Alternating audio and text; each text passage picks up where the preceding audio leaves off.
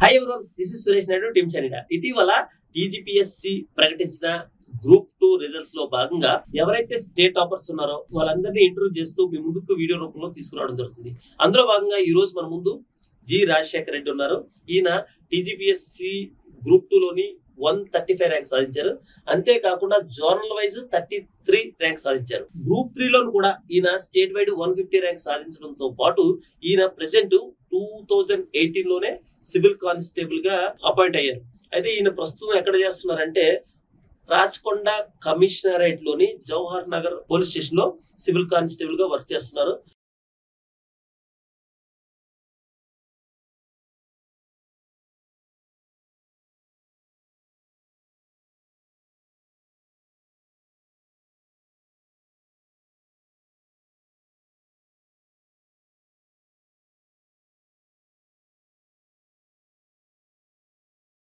పేరు రాజశేఖర్ రెడ్డి, మాది Suryapet district Mallareddygudem village and mandal. మా నాన్న పేరు శ్రీనివాస్ రెడ్డి, మా అమ్మగారి పేరు ఆదిలక్ష్మి. మాది ఒక మిడిల్ క్లాస్ ఫ్యామిలీ, అంటే ఫార్మర్స్. మా అమ్మ నాన్న, మేము ముగ్గురం బ్రదర్స్, నేను పెద్ద. అయితే నా స్కూలింగ్ మొత్తం కూడా మా విలేజ్లోనే, మల్లారెడ్డిగూడెం అనే విలేజ్లో జరిగింది 10th క్లాస్ వరకు. అయితే నాకు యాక్చువల్గా ఈ కాంపిటేటివ్ ఫీల్డ్ అనే దానికి ఇంట్రెస్ట్ రావడానికి ఒక చిన్న స్కూల్లోనే ఒక బీజం ఏంటంటే, మా స్కూల్లో కరస్పాండెంట్ సార్ ఉండేది, ఏడుకొండల సార్ అని ఉండేది, కొండల సార్ అంటారు. ఆయన ఏమంటే ఒకసారి స్లిప్ టెస్ట్ ఏదో పెడితే నేను గ్రీన్ పెన్తో అది రాయడం వల్ల సెంటెన్స్ అది చూసేటప్పుడు, ఇది ఇట్లా గ్రీన్ పెన్తో నువ్వు రాయడానికి లేదు, అది చాలా తక్కువ మందికి అవకాశం ఉంటుంది, ఆ గ్రీన్ పెన్తో రాసే అవకాశం చాలా తక్కువ మందికి వస్తుంది, అది అందరికి రాదు, అది గెజిటెడ్ ఆఫీసర్ అయిన తర్వాతనే అది వస్తుంది అన్నప్పుడు నాకు అప్పుడు ఏమనిపించింది అంటే అదేదో అట్లా అనిపించింది. అంత చిన్నతనంలో ఏమనిపించింది అంటే చాలా తక్కువ మందికి అవకాశం, అంటే ఆ తక్కువ మందిలో నేను ఉంటే బాగుంటుంది అనే ఫీలింగ్ వచ్చింది. అప్పుడే అనిపించింది నేను ఏదో ఒకరోజు ఖచ్చితంగా గెజిటెడ్ ఆఫీసర్ అయితే బాగుండేమో అని. అక్కడి నుంచి స్టార్ట్ అయిన నా జర్నీ అట్లా వచ్చి ఈ రోజు ఇక్కడికి వచ్చింది. ఆ తర్వాత ఇంటర్మీడియట్ హుజూర్నగర్లో న్యూ జనరేషన్ అనే కాలేజీలో పోయినా. ఆ తర్వాత డిగ్రీ త్రివేణి డిగ్రీ కాలేజ్ కోదాడలో పూర్తి చేయడం జరిగింది. అప్పుడే డిగ్రీలో ఉన్నప్పుడే నోటిఫికేషన్ కానిస్టేబుల్ వస్తే 2018లో నేను సెలెక్ట్ అవ్వడం జరిగింది. అంటే 15 నోటిఫికేషన్, 16, 17 ప్రాసెస్ నడిచింది. 18లో నేను అపాయింట్మెంట్ ఆర్డర్ తీసుకున్నా. 2018లో నేను సివిల్ కానిస్టేబుల్గా సెలెక్ట్ అయ్యి బొమ్మల Ramavaram police station first posting చేయడం జరిగింది. అప్పటి నుంచే నా ప్రిపరేషన్ మళ్ళీ నెక్స్ట్ ఎస్ఐకి, తర్వాత గ్రూప్ 2కి చదవడం జరిగింది. అట్లా కంటిన్యూ అవుతూ వచ్చింది. కానిస్టేబుల్ టు గ్రూప్ 2 ఆఫీసర్, అది కూడా 135 ర్యాంక్. సో చాలా ప్రౌడ్ గా ఉంది, నాకే ప్రౌడ్ గా ఉంది. ఎందుకంటే నేను కూడా పోలీస్ డిపార్ట్మెంట్ నుంచే ఉన్నా కాబట్టి. అంటే జనరల్ గా మన పోలీస్ డిపార్ట్మెంట్ లో వేరే వాళ్ళు చూసి, వేరే నాన్ యూనిఫామ్ పర్సన్స్ చూసి మనం చాలా కొంత ఎప్రిషియేషన్ ఉంటుంది, కొందరికి నీటి యాక్షన్ అసూయ కూడా ఉంటుంది. అయితే ఈ కానిస్టేబుల్ టు గ్రూప్ 2 ఆఫీసర్ ఈ సక్సెస్ ని మీరు ఎలా సెలబ్రేట్ చేసుకుంటున్నారు? నిజంగా సార్, మామూలుగా మనం ఏ ఉద్యోగం లేకుండా చదవచ్చు, ఫ్యామిలీ అంటే భార్య పిల్లలు లేకుండా చదవచ్చు, కానీ నాకు అవి రెండు ఉండి నేను ఈ రోజున 135 అంటే చాలా మంది రెండు లేని వాళ్ళ ర్యాంక్ అంటే కూడా మెరిట్ ర్యాంక్ ఉంటుందంటే నాకు సెల్ఫ్గా నాకు చాలా గర్వంగా ఉంది. అది ఎందుకంటే మళ్ళీ ఇంకో మాట చెప్పాలంటే నేను ఎక్కడ ఏ ఇన్స్టిట్యూట్లో కూడా ఎలాంటి కోచింగ్ కానీ ఎలాంటి గైడెన్స్ కానీ తీసుకోలేదు. జస్ట్ లాస్ట్లో ఒక 3 months మాత్రం మన ఇన్స్టిట్యూట్ షైన్ ఇండియాలో టెస్ట్ సిరీస్ రాయడం జరిగింది అంతే. నేను ఎక్కడ ఏ ఇన్స్టిట్యూట్లో గ్రూప్ 2 కోచింగ్ తీసుకోలేదు, ఓన్గా ప్రిపేర్ అయ్యి నేను కానిస్టేబుల్ జాబ్ చేస్తూ కొంతకాలం చేస్తున్నప్పుడు మన డ్యూటీస్ ఎలా ఉంటాయో తెలుసు. మనం మన ఫ్యామిలీ మన కోసం కంటే కూడా పబ్లిక్ కోసం ఎక్కువగా సర్వీస్ చేస్తుంటాం కాబట్టి మనకి ఎలాంటి టైం దొరకదు. ఆ టైం దొరకనప్పుడు ఈఎల్ రూపంలో కొన్ని రోజులు, నో పే నో శాలరీ అంటూ ఆబ్సెంట్ రూపంలో కొన్ని రోజులు, అలా నేను నా ప్రిపరేషన్ని కొనసాగిస్తూ ఓ పక్క నేను నా భార్య పిల్లల్ని బ్యాలెన్స్ చేస్తూ, ఓ పక్క నా ఉద్యోగాన్ని బ్యాలెన్స్ చేస్తూ, మరో పక్క కాంపిటేటివ్ ఫీల్డ్ని నేను ఇలా చేసుకుంటూ అలా రావడం జరిగింది.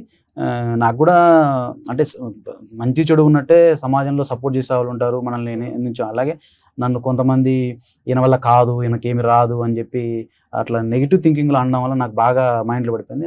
నా గురించి ఎవరైతే తక్కువ అంచనా వేసి ఇతనికి రాదు, ఇతనితో కాదు అని అన్నారో నేను అప్పుడే డిసైడ్ అయినా, సరే ఏదో ఒక రోజు సరే ఈ గ్రూప్ 2 కాకపోయినా ఇంకో గ్రూప్ 2 అయినా సరే నేను గ్రూప్ 2 ఆఫీసర్ అవుతా. ఎవరెవరైతే నన్ను అన్నారో వాళ్ళని నేను కొట్టాల్సిన పని లేదు, తిట్టాల్సిన పని లేదు, నా సక్సెస్తోనే వాళ్ళకి ఒక ఆన్సర్ చెప్పాలని నేను ఫిక్స్ అయిపోయినా. సో ఈరోజు అన్ని కలిసి వచ్చినాయి. నా ఫ్యామిలీ సపోర్ట్, నా భార్య సపోర్ట్ చేసింది. ఈరోజు 135 ర్యాంక్ అంటే నాకు ఇంకోటి సార్, నేను రిజల్ట్ రోజు చూసుకునే డేర్ కూడా లేదు నాకు. ఎందుకంటే నేను గ్రూప్ 2 ప్రిపరేషన్ కోసం చేసిన స్ట్రగుల్స్ అలాంటివి. ఒకవేళ నెగిటివ్గా నాకు రిజల్ట్ వస్తే నేను తట్టుకోలేదు.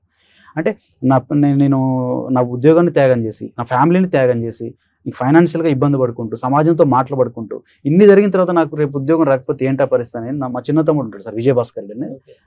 అతను కూడా మంచి సపోర్ట్ చేస్తున్నాడు. నీకు వస్తుందా, నీలో చాలా టాలెంట్ ఉంది అంటే, మేము ఫ్రెండ్స్ లాగా ఉంటాం, ముగ్గురం బ్రదర్స్ కూడా రా అంటుంటాడు, చాలా క్లోజ్గా ఉంటాం. నీకు వస్తుందా, నీకు ఖచ్చితంగా ఏదో ఒక రోజు సక్సెస్ అవుతావు, నువ్వు గ్రూప్ 2 లెవెల్ నీది గురించి నీకు తెలియదని చేస్తున్నాడు. ఆ రోజు నన్ను పిలిపించుకొని మా ఇంట్లో నా రిజల్ట్ నువ్వే చూడాలని చెప్పి నా హాల్ టికెట్ నెంబర్ అడిగించి మళ్ళీ ఎట్లా సార్ కొట్టొద్దు దాన్ని కాపీ పేస్ట్ చేయి, మిస్టేక్ లేదని కొడితే మళ్ళీ అది వేరే ర్యాంక్ అయితే మళ్ళీ మనం అట్లా కాదు అంటే వాటి చేసి నేను కళ్ళు మూసుకొని పడుకున్నా. ఇంకోటి 2:30కి రిజల్ట్ అంటే నేను 12కే తినేసి పడుకున్నా. ఎందుకంటే ఆ రిజల్ట్ నెగిటివ్ అయితే నేను తినను, నా పరిస్థితి ఏందో నాకు తెలుసు, నేను అంత స్ట్రగుల్స్ ఫేస్ చేసిన. ఆఫ్టర్నూన్ 12కి తొందరగా తిన్నా, 2:30కి మధ్యాహ్నం రిజల్ట్ అయితే నేను చూడగానే 135 అన్నాడు. నేను జోన్లోనా అన్న, అంటే మామూలుగా 135 జోన్లో అంటే కాస్ట్ 8 అన్నాడు. ఇక అందరూ సక్సెస్ అయిన రోజు రిజల్ట్ వచ్చిన రోజు మేబీ హ్యాపీగా ఉంటాం సార్, కానీ నేను ఇట్లా కళ్ళ ముట్టి నీళ్ళు వచ్చినాయి. ఎందుకంటే ఆ కష్టము నన్న మాటలు పబ్లిక్ కొంతమంది ఎవరైతే నా మీద గుర్తొస్తాయి, అదంతా నేను చూపించుకున్నా. ఇన్ని రోజులు ఏదైతే ఆ అన్ని మాటల్ని తట్టుకొని నిలబడి ఆ రోజు రిజల్ట్ రోజు మాత్రం అవన్నీ గుర్తొస్తాయి. హ్యాపీతో కన్నీళ్ళు వచ్చినాయి. అంటే నేను పడ్డ కష్టం, నా కోసం ఫస్ట్ నుంచి నా పేరెంట్స్ పడ్డ కష్టం, మ్యారేజ్ అయిన తర్వాత నా కోసం మా తల్లిదండ్రులు రోల్ తీసుకున్న నా భార్య శృతి, తను నా కోసం చేసినటువంటి ఎఫర్ట్స్, ఫ్యామిలీ సపోర్ట్, నేను తీసుకోవాల్సిన రోల్ అంతా తను తీసుకొని మా బాబుని చూసుకోవడం కానీ ఫ్యామిలీ మేనేజ్మెంట్ చేయడం ఇవన్నీ గుర్తొచ్చి నేను సక్సెస్ అయినందుకు నాకు హ్యాపీలో నాకు కన్నీళ్ళు వచ్చినాయి సార్. రిజల్ట్ వచ్చిన రోజు మేబీ కన్నీళ్ళు నాకే వచ్చి ఉంటాయి, స్టేట్లో ఎవరికి వచ్చి ఉంటాయి. సో ఇప్పుడు కానిస్టేబుల్ నుంచి గ్రూప్ 2 మీరు ఉద్యోగం చేసుకుంటున్నారు, మధ్యలో సెలవులు పెట్టుకుంటూనే చదివారు. సో మనం ఎంత కాదనుకున్నా ఆల్రెడీ ఇందాక మన లాస్ట్ ఇంటర్వ్యూలో గంగాధర్ వాళ్ళకి ఇంటర్వ్యూ చూసాం, అందులోని ఆయన కండిషన్ ఫినాన్షియల్ కండిషన్ బట్టి ఆయనకి అది కష్టం. మీ ఫినాన్షియల్ కండిషన్ ప్రకారం మీ ఫాదర్ వాళ్ళు ఫార్మర్స్ అయినప్పటికీ కొంచెం బిలో మిడిల్ క్లాస్, రైట్? అయితే బిలో మిడిల్ క్లాస్ అయి ఉండి మీకు జాబ్ వచ్చిన తర్వాత ప్రిపరేషన్ లోని ఎంత కాదనుకున్న ఇంట్లోకి కొన్ని మినిమం నీడ్స్ 100% ఇవ్వాలి. అంటే మనకు మంత్లీ శాలరీ మీద డిపెండ్ అయ్యి పర్సనాలిటీస్ మీ ఒక్కసారి salary no work no pay అనో లేదంటే ఈఎల్స్ వాడుకోనో ఎంత ఫుల్ అయితే రాదు కదా. సో అప్పుడు ఎలా మేనేజ్ చేయగలిగారు? అంటే ఒక వైఫ్ అండ్ కిడ్ ఎలా ఫినాన్షియల్ గా ఎలా స్ట్రగుల్ అయ్యారు? అంటే సార్ యాక్చువల్గా మనం ఎప్పుడైనా సరే నాది ఎట్లుంటుంది అంటే సార్ ఇండిపెండెంట్గా ఉండాలని, అంటే మనం స్టడీ వరకే మన పేరెంట్స్ ఇవ్వాలి. వన్స్ మన స్టడీ వరకే మనల్ని మన పేరెంట్స్ చూసుకోవాలి, వాళ్ళ మీద మనం డిపెండ్ అవ్వాలి. మనకి ఒకసారి స్టడీ అయిపోయిన తర్వాత నువ్వు ప్రైవేట్ జాబ్ చేస్తావా గవర్నమెంట్ జాబ్ చేస్తావా నీ ఇష్టం, నీ కాళ్ళ మీద నువ్వు నిలబడాలి. నువ్వు మ్యారేజ్ చేసుకున్న తర్వాత మళ్ళీ వాళ్ళ నుంచి తల్లిదండ్రుల నుంచి ఏం ఆశించొద్దు. సో నేను దానికి కట్టుబడి ఉన్నా. మ్యారేజ్ చేసుకున్న తర్వాత నాకు ఇచ్చే కెపాసిటీ ఉన్నా కానీ నేను మా పేరెంట్స్ని ఎక్కడ అడగలేదు. ఎందుకంటే సార్ అయిపోయింది అంతే, వాళ్ళని మళ్ళీ ఇబ్బంది పెట్టద్దు అనే ఉద్దేశంతో నేను నాకున్న సోర్స్లోనే ఏ విధంగా అంటే నేను డ్యూటీ చేసేటప్పుడు వచ్చిన శాలరీని కొంత ఫైనాన్షియల్ మేనేజ్మెంట్ చేసుకొని ఫ్యూచర్లో నేను వెళ్ళిపోతా కాబట్టి చదువుకోవాలి కాబట్టి అవసరాలు తగ్గట్టుగా నేను సేవ్ చేసుకోవడం, అది సరిపోయినప్పుడు మా వైఫ్ గోల్డ్ కూడా నేను బ్యాంక్లో పెట్టి కొంత అమౌంట్ తెచ్చుకోవడం. ఇంకా మా నాయనమ్మ ఉంటుంది సార్, మా నాన్న వాళ్ళమ్మ, ఆమె పేరు మీద ఉన్న పొలం బ్యాంక్లో పెట్టి లోన్ తెచ్చుకొని కూడా నాకు చదువుకొని హెల్ప్ చేసినటువంటి మా నాయన. అంటే ఇట్లా ఫ్యామిలీలో మా నాయన నేను డిసైడ్ అయిపోయా నాకు కొట్టాలి అంతే. అది ఇప్పుడు పొలం తాకట్టు పెట్టడం ఇవన్నీ తిరిగి వస్తాయి రావాలి గ్యారెంటీ తెలియదు. ఇంకోటి సార్ నా సర్వీస్ లో నేను 3 years 7 years నాది 2018 కదా, 3 years నేను లీవ్స్ మీద పట్టడం, నో పే నో శాలరీ ఇవన్నీ చూస్తే 15 to 20 lakhs అమౌంట్ నేను వదిలేసిన అంటే నా ఆశయం అనేది ఎంత స్ట్రాంగ్ ఉంటే నేను కొట్టగలను నమ్ముకుంటే అంత వదిలేసుకోను. అంటే 15 to 20 lakhs అక్కడ వదిలేకంటే ఇప్పుడు 15 to 20 crores తాలూకా జాబ్ తాలూకా అంటే ఓవరాల్ గా దీని తాలూకా శాలరీస్ అన్ని క్యాల్కులేట్ చేసుకుంటే అంటే inflation next me service 15 to 20 crores easy ఎలా లెక్కేసుకున్నా తక్కువ లెక్కేసుకున్నా. సో అందుకని ఎప్పుడు ఇచ్చింది ఏది అంతే ఊరినే పోదు. మీరు ఎంత ఎఫర్ట్ ఇచ్చారో అంతగా డబుల్ బూస్ట్ వచ్చిందని అనుకుంటున్నా. 100% constable to group 2 officer gazetted, సరే ఒకవేళ గెజిటెడ్ డిటి మిస్ అయినా కానీ నెక్స్ట్ ప్రమోషన్ వెంటనే గెజిటెడ్ ఓకే. అంటే యూనిఫామ్ మనం తక్కువ చేయదు కానీ అంటే next go for better position కదా, మరి ఇప్పుడు కూడా బెటర్ పొజిషన్ కి వెళ్ళాలనుకుంటున్నాం. గెజిటెడ్ ఆఫీసర్ అన్నట్లే కదా. ఎగ్జాక్ట్లీ. ఓకే, సో ఇప్పుడు ఈ కానిస్టేబుల్ జాబ్ లోని అంటే ఇప్పుడు గ్రూప్ 2 లోకి ఇంకా వెళ్ళలేదు కాబట్టి ఈ కానిస్టేబుల్ లోని మీరు చేసిన జాబ్ లోని అత్యంత ఛాలెంజింగ్ సిచ్యువేషన్ ఏదైనా ఒకసారి అంటే గ్రూప్ 2కి ఎలాగే వెళ్తారు అప్పుడు వచ్చి ఛాలెంజెస్ మనం గ్రూప్ 1 ఇంటర్వ్యూ చేసేటప్పుడు అప్పుడు మాట్లాడదాం. ఇప్పుడు కానిస్టేబుల్ ఛాలెంజెస్ ఏదైనా ఒక ట్రెండ్ అంటే ఎలా ఉంటాయి? చాలా మంది మన యూట్యూబ్ లోని కానిస్టేబుల్ ప్రిపేర్ అయిన వాళ్ళు ఉంటారు. మీ ఛాలెంజ్ అంటే మామూలుగా సార్ పబ్లిక్ అందరికి అంటే పబ్లిక్ కానీ వ్యూవర్స్ కానీ చెప్పేది ఏంటంటే కానిస్టేబుల్ అనేది ఎవరన్నా ఒకవేళ భ్రమలో ఉండి చిన్న ఉద్యోగం ఉంటే అది ఒక భ్రమ. ఎందుకంటే constable is a pillar of building sir. ఒక బిల్డింగ్ కి పిల్లర్స్ ఎంత స్ట్రాంగ్ ఉంటే బిల్డింగ్ అంత మంచిగా ఉంటుంది.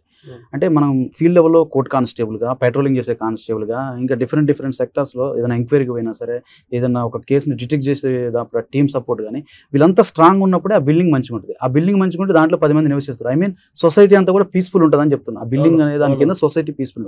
ఒక ట్రీ తీసుకున్నప్పుడు కూడా రూట్స్ కింద ఆ వేర్లు అనేవి ఎంత స్ట్రాంగ్ ఉంటే పైన ఉన్న చెట్టు అంత పచ్చగా ఉంటుంది, ఆ చెట్టు కింద 10 మంది పచ్చగా జీవించగలుగుతారు. ఈ కానిస్టేబుల్ అనేవాడు ఇక్కడ వేర్లతో సమానం, అక్కడ పిల్లర్తో సమానం. అంటే నేను వేరే గ్రూప్ 2 పోవచ్చు, పోయినా అప్పుడు కూడా నేను ఇదే మాట చెప్తా, కానిస్టేబుల్ అనేటువంటి వాడు డిపార్ట్మెంట్ కి పిల్లర్ లాంటి వాడు.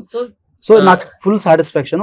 మీరు అన్నట్టు చాలా ఉన్నాయి. ఏదైనా లెవెల్లో మీరు సాటిస్ఫై అవ్వకపోతే ఇప్పుడు ఈ గ్రూప్ ఆఫీసర్ గా ఎంట్రీ కూడా మాకు నేను 100% నిన్న ప్రొఫెసర్ నేను లైక్ చేస్తాను. ఎందుకంటే ఇన్ని రోజులు 7 years నాకు ఫుడ్ పెట్టి నా ఫ్యామిలీకి నాకు అంత సమాజంలో అంత గౌరవం తీసుకొచ్చిందంటే డిపార్ట్మెంట్, చాలా గౌరవం డిపార్ట్మెంట్ తీసుకొచ్చింది. పబ్లిక్ లో ఐడెంటిటీ ఏమంటారు, ఐకాన్ అంతే సార్. ఇప్పుడు అవును, అట్లా నాకు చాలా అది.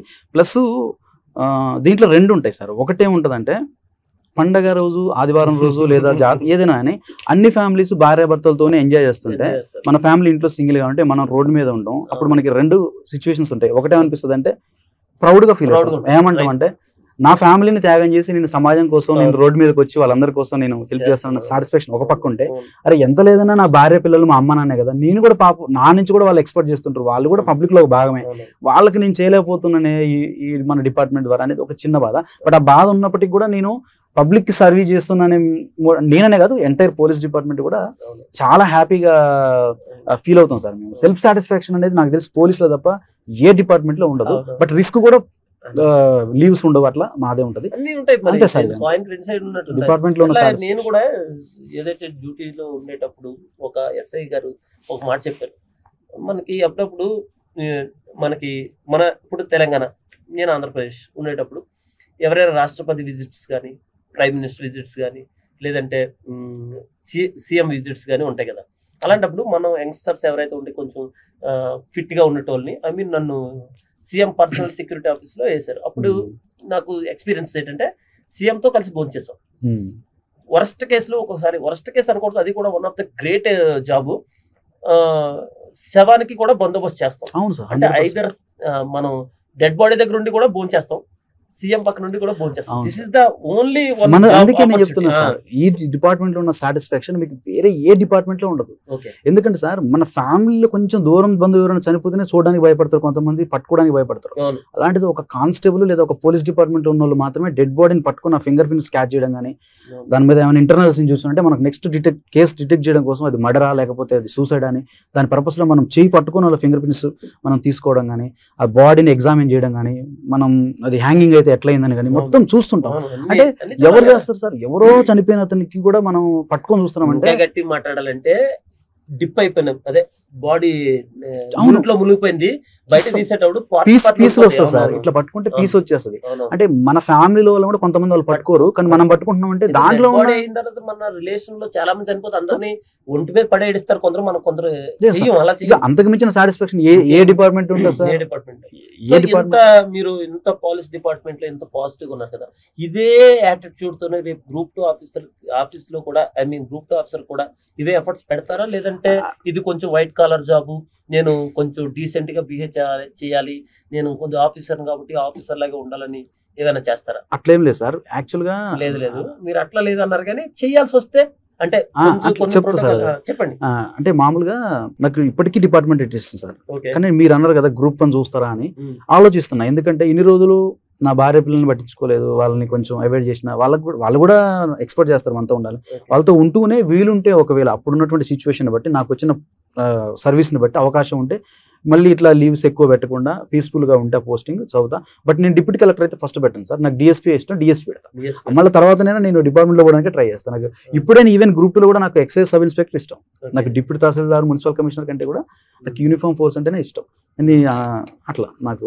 ఓకే, నేను అడిగిన క్వశ్చన్ ఏంటంటే, యాక్చువల్ క్వశ్చన్ ఏంటంటే, ఇప్పుడు ఇంత అంటే కానిస్టేబుల్ గా ఇంత డౌన్ టు ఎర్త్, అంటే మన సొసైటీకి ఇంత సర్వీస్ చేయాలి అని ఉంటుంది కదా, అంటే పొజిషన్ మారుతున్న కొద్దీ మీకు పవర్స్ ఎక్కువ పెరుగుతాయి, పబ్లిక్ తో అంటే లోవర్ లెవెల్లో ఉన్న వాళ్ళతో ఇంటరాక్షన్ తక్కువ అయ్యి కొంత పబ్లిక్ ఇంటరాక్షన్ తక్కువ అవుతుంది.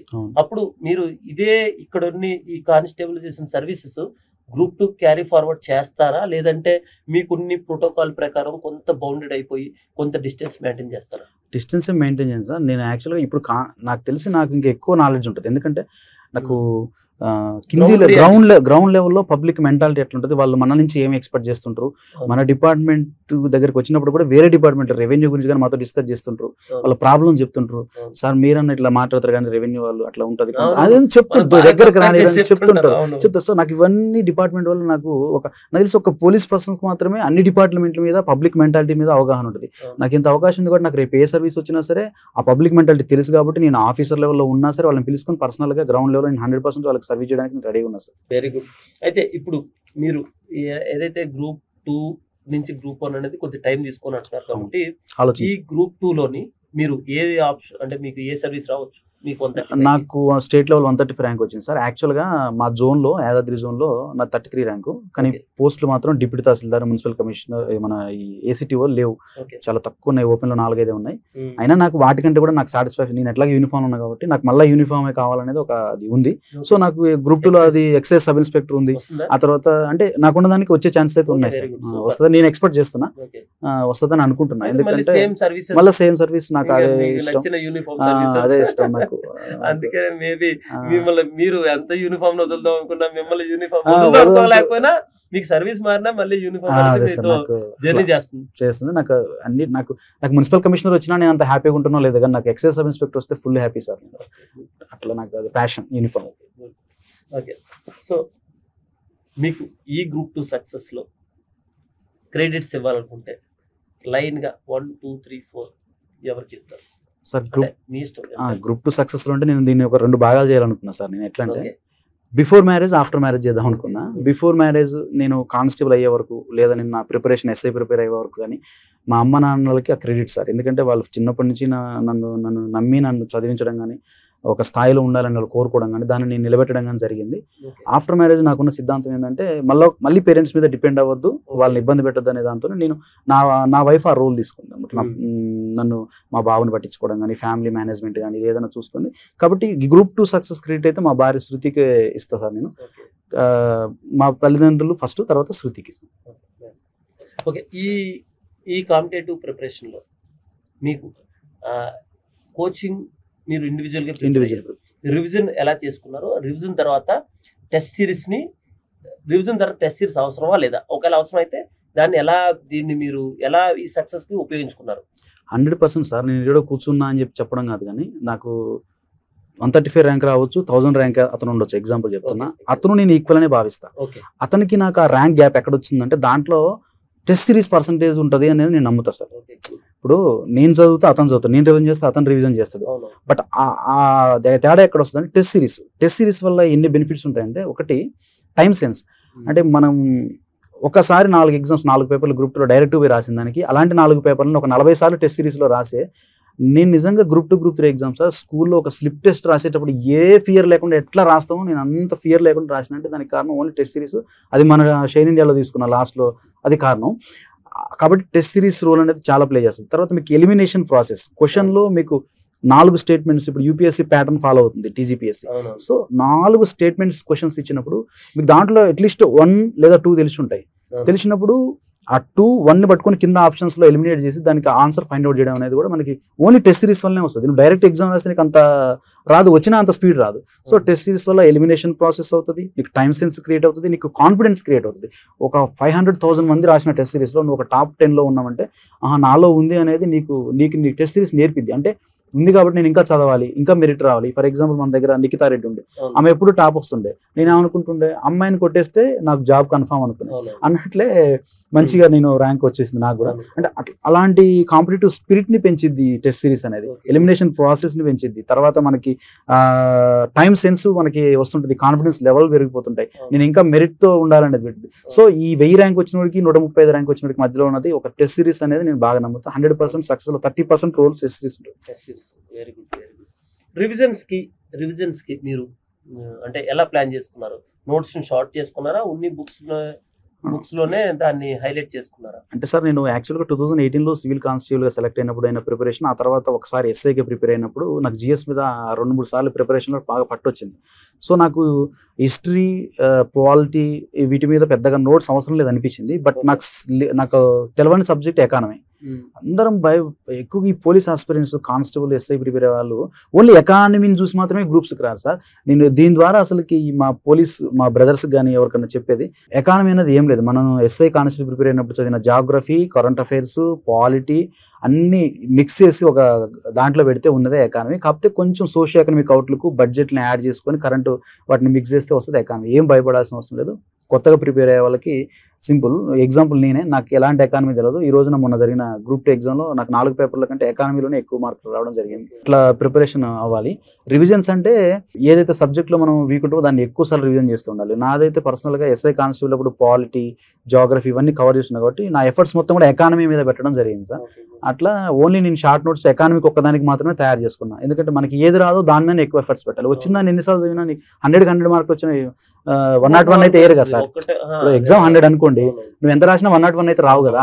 సో నీకు 100 వస్తాయి లేదా 90 వస్తాయి. నీకు రాందని పాయింట్ లో మీకు బాగా నచ్చింది ఏంటంటే ఇప్పుడు సపోజ్ తెలిసిన సబ్జెక్ట్స్ 3లో 90 వచ్చాను, ఇంకొంచెం పెరిగితే మహా అయితే 93, 94, 95 అంతే సార్. అంతే డబ్బి వచ్చిందని డెవలప్ చేయగలిగితే 90 దగ్గర దానివల్ల చాలా బెనిఫిట్ అవుతుంది.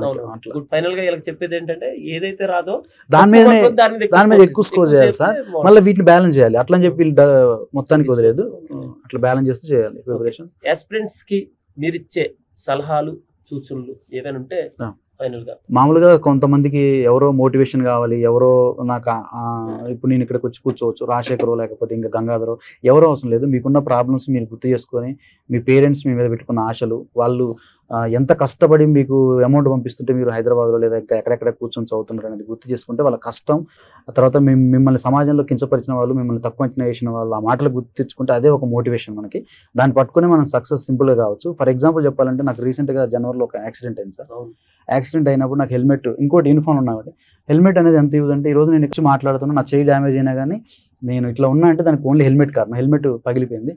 ఆ టైంలో నేను ఒక 2 minutes అన్కాన్షియస్ అయిపోయినా కానీ నా మైండ్ కొంచెం పనిచేసింది. ఏంటంటే నాకు అప్పుడు గుర్తొచ్చింది, నేను రాసిన గ్రూప్ 2 ఏమైద్దో, నేను అప్పటి వరకు నాకు ఏం కావద్దు, గ్రూప్ 2 రిజల్ట్ రావాలి, వచ్చిన తర్వాత నాకు ఒక మంచి ర్యాంక్ రావాలి, నాకు ఒక సర్వీస్ రావాలి, ఆ తర్వాత ఏమైనా నాకు పర్లేదు, అప్పటి వరకు నేను ఛాలెంజ్ చేసిన సమాజానికి రాజశేఖర్ రెడ్డి అంటే ఏందో చూపించిన తర్వాతనే కావాలని చెప్పి, అంటే అలాంటి మోటివేషన్స్ మనం తీసుకోవాలని చెప్తున్నా సార్. ఎవరో మనకు అవసరం లేదు, మనకి మన బ్యాక్గ్రౌండ్ ఏంటి సార్, మనకి వ్యవసాయం. సో మనలాంటి మిడిల్ క్లాస్ ఫ్యామిలీస్కి పెట్టుబడి ఏంటి? విద్య, చదువు. ఆ చదువుతోనే మనకు ఒక ఉద్యోగం, ఆ ఉద్యోగంతోనే డబ్బుతోనే హోదా, సమాజంలో గౌరవం. సో ఈ చదువే పెట్టుబడి, మనకున్న సమస్యలే మనకి మోటివేషన్. మనల్ని కించపరిచిన వాళ్ళని మనం గుర్తించుకుంటూ చదువుకోలో సక్సెస్ అయిపోతాం. 100% ఆస్పిరెంట్స్ ఇవన్నీ గుర్తుపెట్టుకుంటే సరిపోద్ది, అంతే సార్. Okay sir. అయితే ఫైనల్గా మీకు మన షైనీ తరఫు నుంచి మీరు కొంచెం గ్యాప్ తీసుకున్నప్పటికీ కూడా నెక్స్ట్ మీరు ఇచ్చే అటెంప్ట్ ఏదైతే గ్రూప్ 1 అటెంప్ట్ ఉందో, ఈ గ్రూప్ 1లోని స్టేట్ ఇప్పుడు 135 ఉంది కదా, ఈ 135లోని ఈ 135 ఐదర్ 5 అయినా తీసేయాలి, లేదంటే 3-5 అయినా తీసేయాలి. ఫస్ట్ నుంచి అంటే డబుల్ డిజిట్లోని, సింగిల్ డిజిట్లోని మీరు స్టేట్ టాపర్ అవ్వాలని మనస్ఫూర్తిగా నా తరఫున, షైనీ తరఫున, స్పెషల్గా సయ్యద్ సార్ తరఫున మనస్ఫూర్తిగా కోరుకుంటూ thank you sir. Thank you.